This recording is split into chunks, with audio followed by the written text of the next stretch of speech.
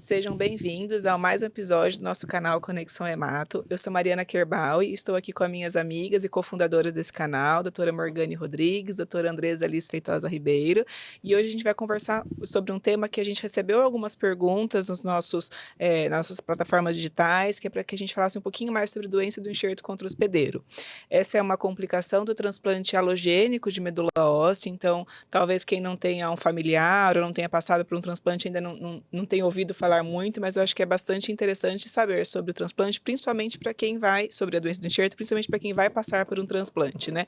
Quanto mais conhecimento, o processo fica mais fácil. Então, eu queria começar perguntando para minha colega Morgane. Morgane, você consegue explicar o que é a doença do enxerto contra-hospedeiro? Uhum. Então, assim, eu vou tentar falar de uma maneira assim mais simples, né?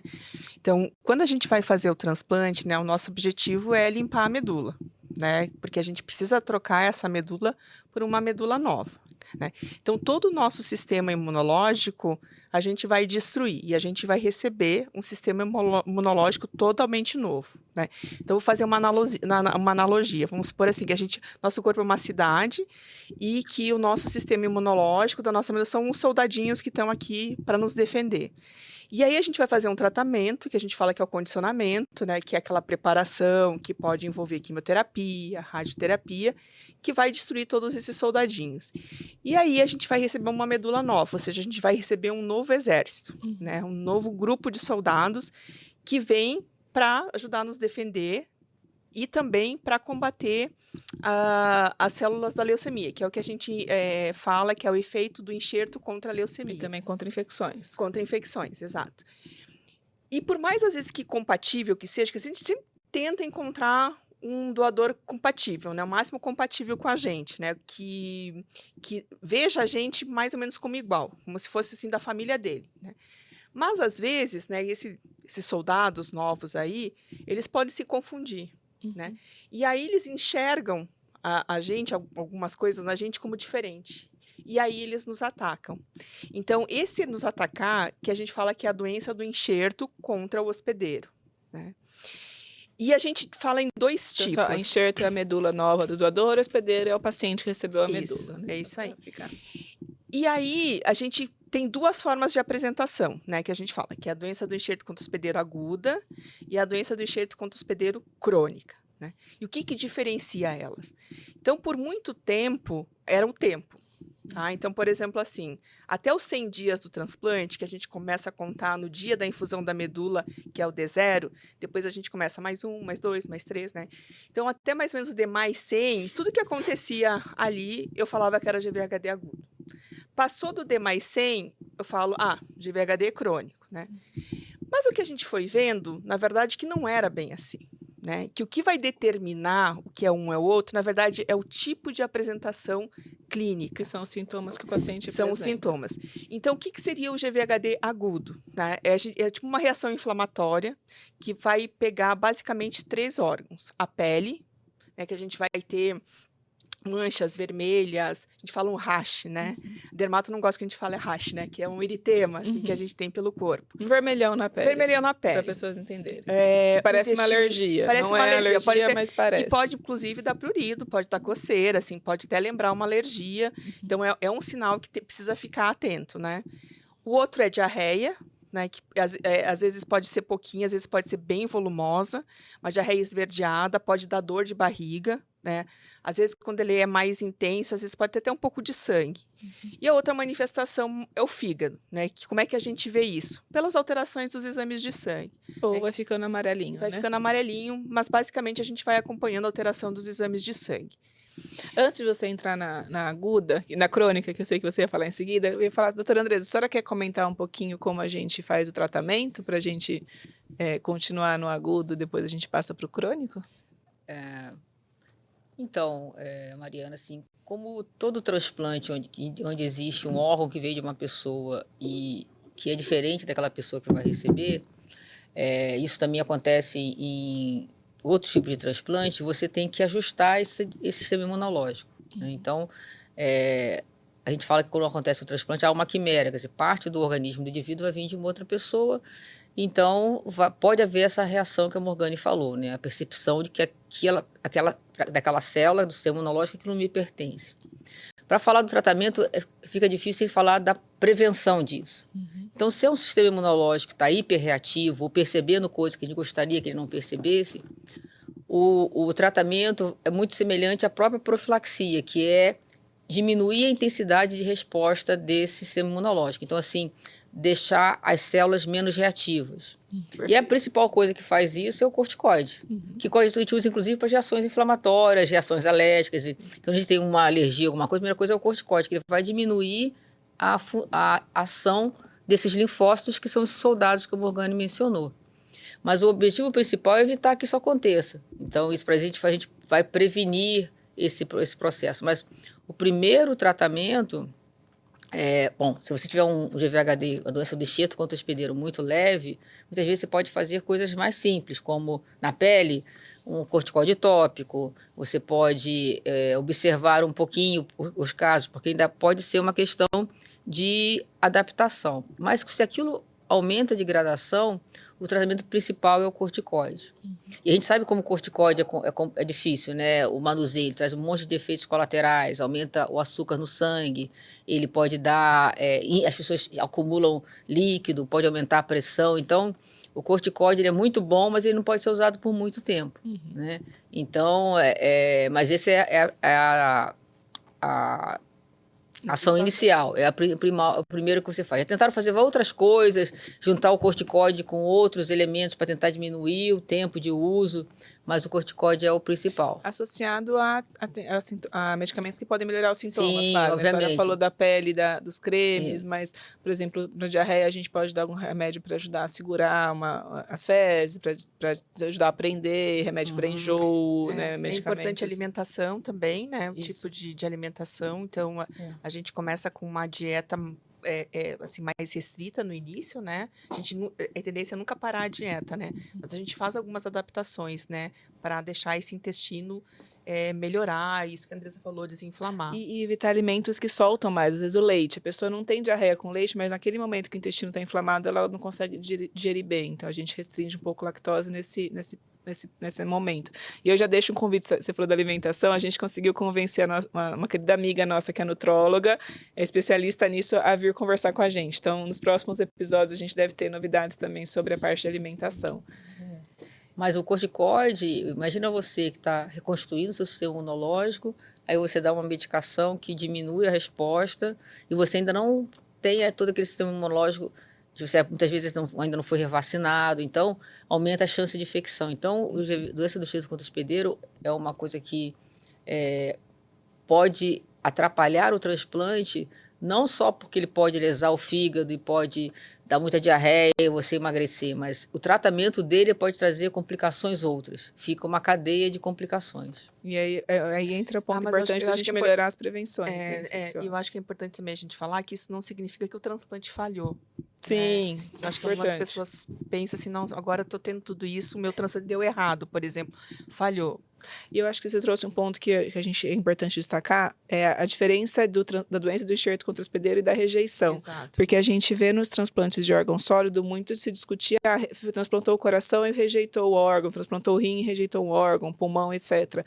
No transplante de medula, a rejeição pode acontecer também, que a gente veria com o paciente piorando o hemograma, tendo anemia, queda de neutrófilos, mas é muito mais raro isso acontecer, a rejeição, do que acontecer a doença do enxerto contra hospedeiro. Então, a doença do enxerto contra hospedeiro ela é muito mais comum, que é o contrário, a medula está tão funcionante que ela acaba atacando o corpo daquele que recebeu. Então, só para a gente falar até que a rejeição é ao contrário, mas só para não ter esse conceito. Eu acho que isso é importante, porque acho que muitas pessoas carregam isso, né? A Morgane levantou o aspecto do paciente, né? Quando ele começa a ter essas complicações, será que meu transplante não dá certo? Mas às vezes acontece em relação ao doador. E será que a minha medula está agredindo o meu paciente? Ainda mais quando é aparentado, né? As pessoas, o doador se sente meio culpado. Sim, desse ponto. Mas na verdade não é só essa reatividade que causa hiperreatividade, que causa a doença do enxerto contra hospedeiro. Depende muito também do condicionamento. O que aquele indivíduo teve que receber para destruir a medula. Então, quanto mais agressivo é o pré-transplante, e aí isso depende da gravidade da doença, mais chance de ter essa hiperatividade. Quer dizer, não é culpa do doador que isso acontece. Até porque é comum, né? A gente fala que de 20% a 80% vão ter em algum grau, né? A gente classifica por grau de severidade, né? De acordo com a intensidade dos sintomas, né? Então, assim, a gente pode dizer, então não vai ser uma questão do doador em si. Na verdade, é uma complicação, assim, que acontece, é esperado você apresentar. Tem, claro, obviamente, pessoas que não têm. Mas se você tiver, é uma complicação E esperada. agora que você falou, só para puxar o gancho antes da gente seguir para o crônico, você falou que tem pessoas que não ter. Não ter é um problema, ou seja, é que tem aquela frase que falavam lá atrás, um pouquinho de AVHD é bom. Você quer explicar? Vocês querem explicar por que tinha essa frase e se tem algum problema Eu de acho não que é ter? por causa da questão do efeito do enxerto contra a leucemia, né? Sim, era. E eles viram assim que não tinha muita relação com o agudo, talvez tivesse mais com o crônico, mas isso são conceitos que estão se revendo Sim. atualmente, né? Então, talvez isso não seja... Não tem problema nenhum se você não teve GVHD, Exato, sua medula está funcionando. Não seja assim, uma verdade, né? Aqui a gente gostava de falar porque a gente vai falar um pouquinho mais para frente, né, do crônico, né? Às vezes traz uma carga de sofrimento, né? E assim, às vezes não é fácil, né? Você desenvolver a doença, tudo. E era um alívio que a gente tinha, né? A gente como profissional, eu acho que até para as pessoas também, é que pelo menos eu estou tendo, né, o efeito do enxerto que eu recebi contra as células da leucemia, né? Então, e tinha alguns estudos que realmente mostravam, né? Quem tinha mais GVHD crônico, tinha menos recidiva da doença. Mas esses conceitos estão sendo revisitados. Sim, perfeito. E o crônico, orgânico, qual que é a diferença? Por que a gente fala que algum é agudo e você falou que o agudo, então, tem as manifestações principalmente na pele, no intestino, no trato gastrointestinal e no fígado. E o que é o crônico? Tá. Então, voltando de novo na questão do tempo, né? Então, a gente vai esquecer o tempo, né? Não é mais em 100 dias. Isso significa o quê? Que eu posso ter GVHD agudo depois dos 100 dias? Posso. Eu posso ter manifestações de GVHD crônico antes dos 100 dias? Posso, tá?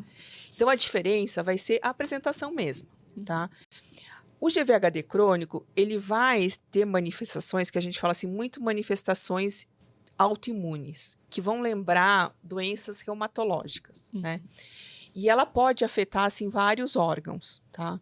Então, por exemplo, olho seco, boca seca. A pele, ela pode começar a ficar mais espessada, assim, você pode também ter lesões vermelhas, tudo, mas, assim, uma das complicações é você ter espessamento da pele, que a gente fala que vai estar formando esclerose, como a esclerodermia, né? Pode pegar as articulações, então elas começam a ficar mais duras, rígidas, você pode ter aquelas rigidez matinais, pode ter cãibra, pode dar dor, pode pegar o pulmão, e aqui é interessante a gente falar, porque no pulmão, muitas vezes, ela é silenciosa, né? Então, eu demoro para mim ter sintomas.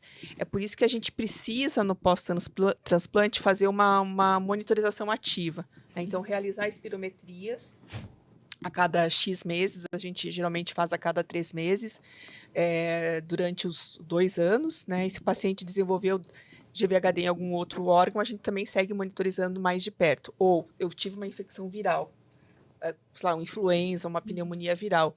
Eu tenho obrigatoriamente ser um desencadeador, seguir monitorizando, porque eu posso desenvolver tardiamente também. Eu posso também ter genital, tanto o homem quanto a mulher. Intestino também, eu posso ter diarreia, eu posso ter perda de peso, né? Eu não consigo ganhar peso. Também são manifestações que podem acontecer. E aí vai ter outras, E você né? falou um monte de manifestação, só para deixar claro para o público que está ouvindo, que vai fazer um transplante.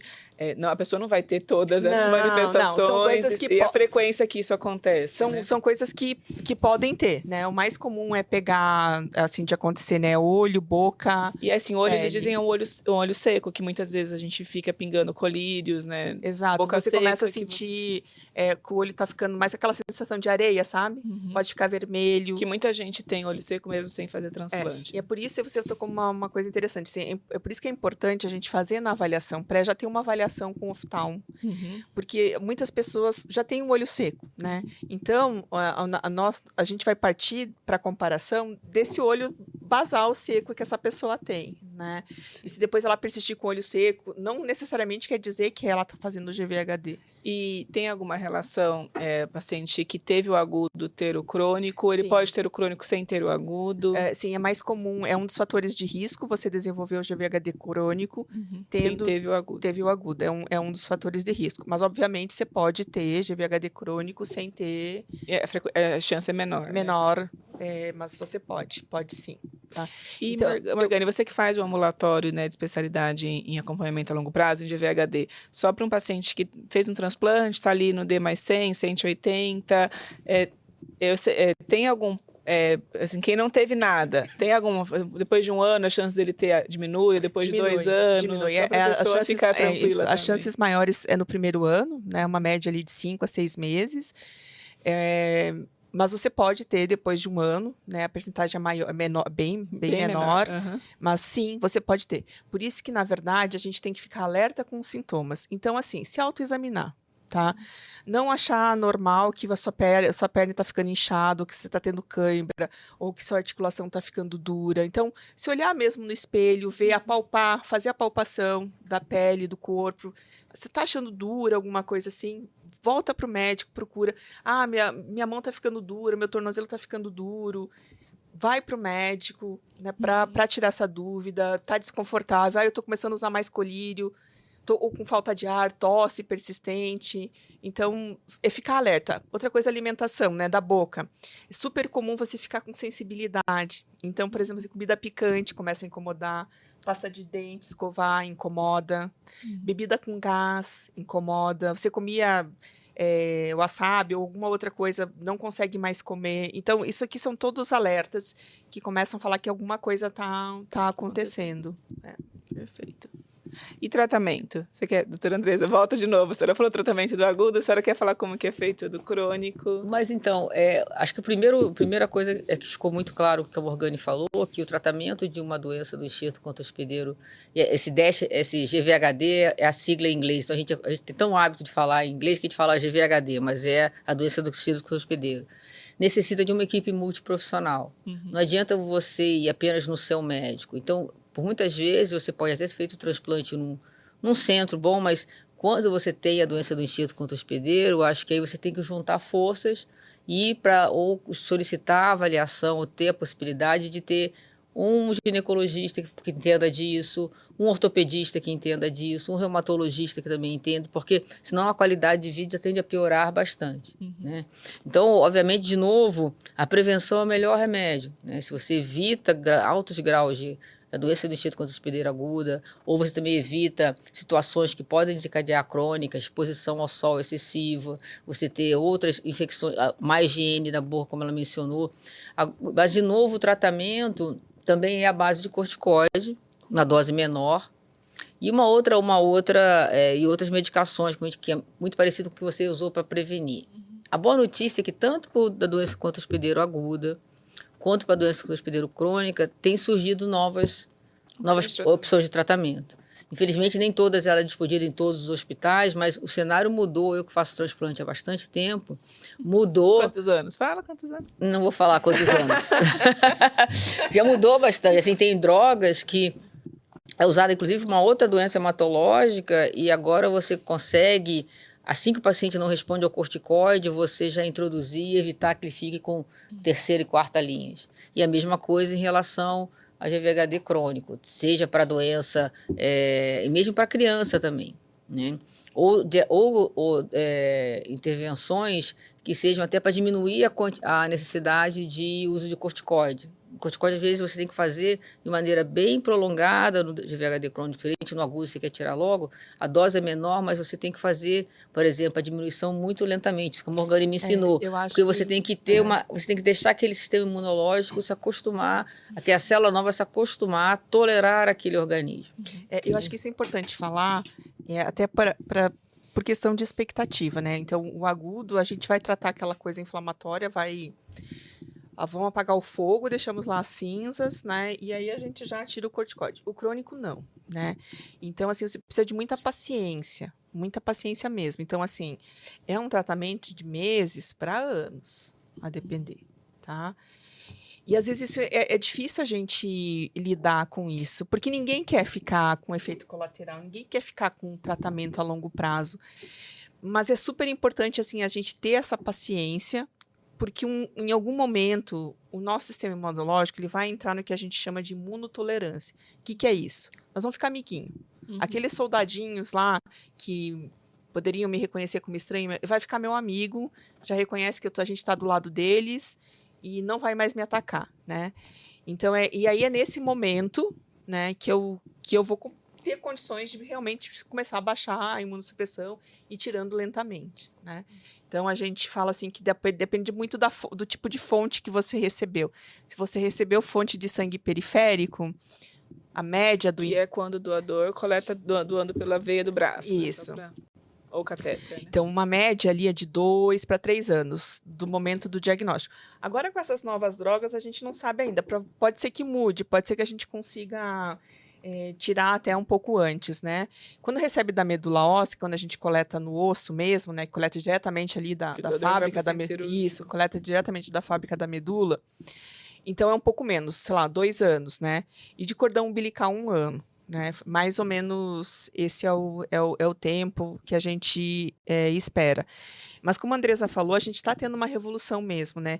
Principalmente na doença crônica, porque a gente não tinha nada há pouco tempo.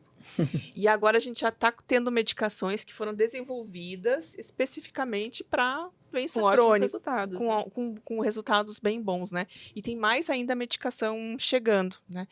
Então, eu acho que geralmente a gente está numa mudança aí, né? Porque, assim, a gente sabe também que o corticoide ele é bom, mas tem uma percentagem aí, em torno de 50% que não vai responder, né? Então, a gente vai precisar de outras medicações. Então, eu acho que essas notícias são muito encorajadoras. Sim. E esse é um assunto importante no Brasil, porque a grande maioria dos transplantes no Brasil são entre pessoas ou de fora da família, ou quando da família, parcialmente compatível. Isso é por causa da nossa miscigenação. Então, a gente não é um país tão homogêneo. Então, por que acontece essa bagunça toda? É porque nós temos, né, aqui, por exemplo, a Mariana tem nome de libanês, mas tem até um passaporte italiano. Eu tenho uma mãe que tem descendentes africanos e uma avó de descendência italiana. A Morgane, pelo jeito, você consegue ver que deve ser vários aí. É alemã, polonesa. Então você imagina, só aqui a nossa mesa, e é por isso que acontecem essas reações, né? E ao mesmo tempo, a gente está trabalhando muito durante o transplante, eu trabalho muito mais com a execução do transplante, de tentar evitar isso no momento que ele acontece, com novas formas de prevenção.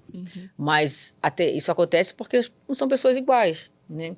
E não são pessoas iguais, até tem um lado bom, como a gente mencionou, porque quando você faz transplante com irmãos gêmeos, a chance da doença voltar aumenta, porque essa mesma célula que está irritada e percebendo que o fígado é diferente de onde ela veio, a pele, ela também percebe uma célula doente que possa ter restado.